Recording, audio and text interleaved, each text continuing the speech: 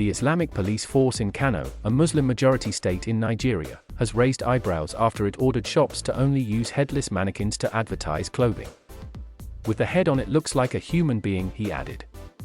Mr. Ibn-Sina also wants the headless mannequins covered at all times because to show the shape of the breast, the shape of the bottom, is contrary to the teachings of Sharia.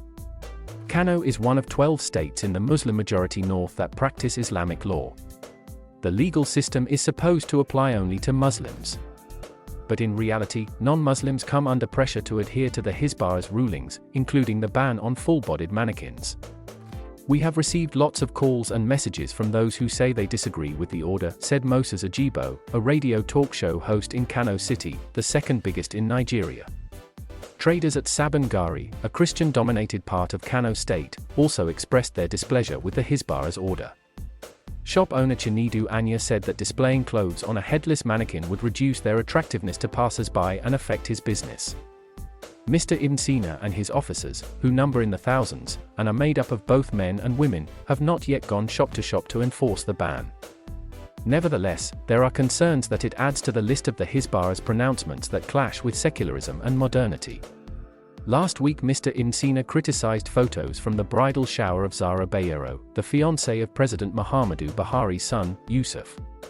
He said she failed to set a good example to other Muslims as the photos showed her exposed shoulders. He also criticized those who shared the images, saying that it was a sin to do so.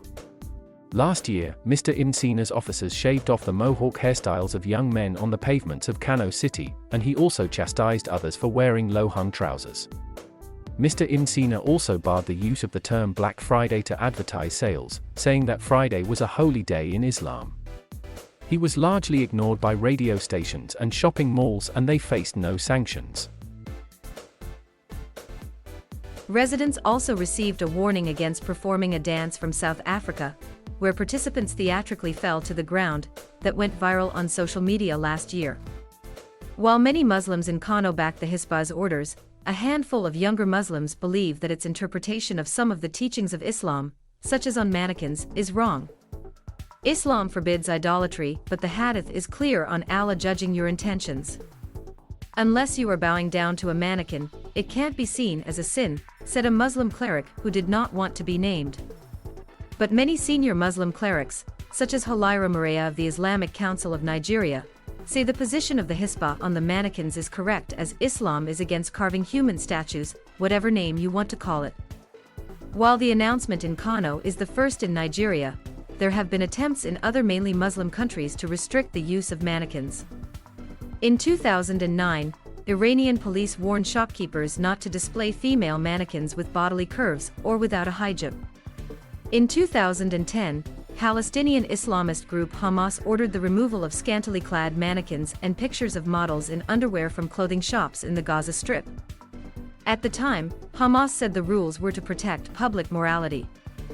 For those in Kano, it is not clear how the order will be enforced, as Mr. Ibn-Sina has ruled out seizing the mannequins he disapproves of, saying he prefers other strategies.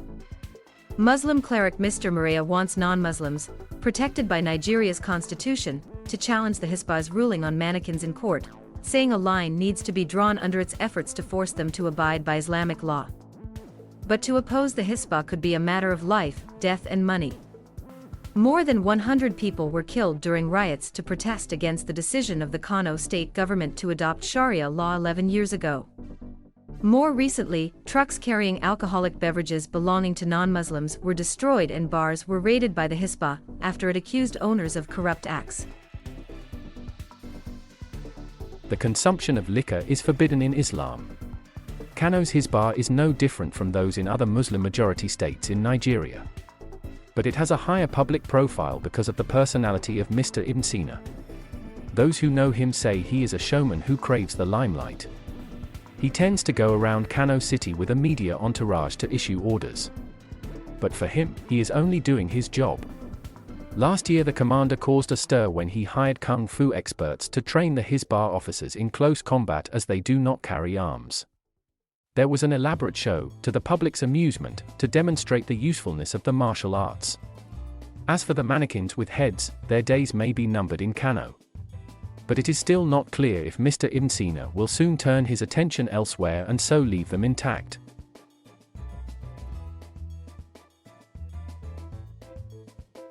Thank you for watching. Please subscribe